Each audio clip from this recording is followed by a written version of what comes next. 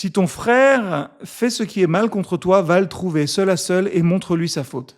S'il t'écoute, tu as gagné ton frère. S'il refuse de t'écouter, prends une ou deux personnes avec toi afin que, comme le dit l'Écriture, toute affaire soit réglée sur le témoignage de deux ou trois personnes.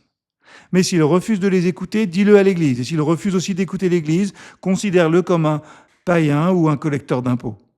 Je vous le déclare, c'est la vérité.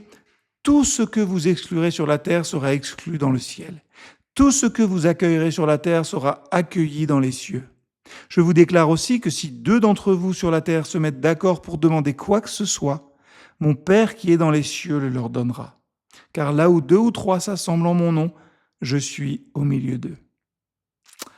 Ces versets de Matthieu 18, versets 15 à 20, m'ont fait penser à cette réalité. Nous vivons dans une société où l'on remplace facilement. C'est mon problème, quand quelque chose est cassé, je le change.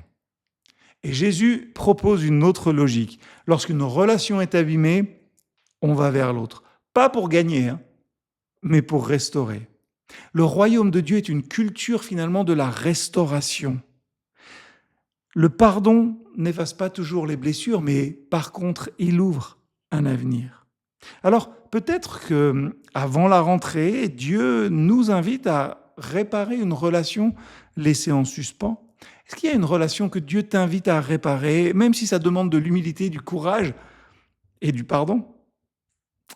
Le Seigneur Jésus est venu réconcilier ce qui était brisé, qu'il nous donne un cœur prêt à faire le premier pas lorsque c'est possible, qu'il nous libère de notre orgueil, de notre rancune et de notre peur aussi, qu'il fasse de chacun et de chacune d'entre nous un instrument de paix qui reflète son amour.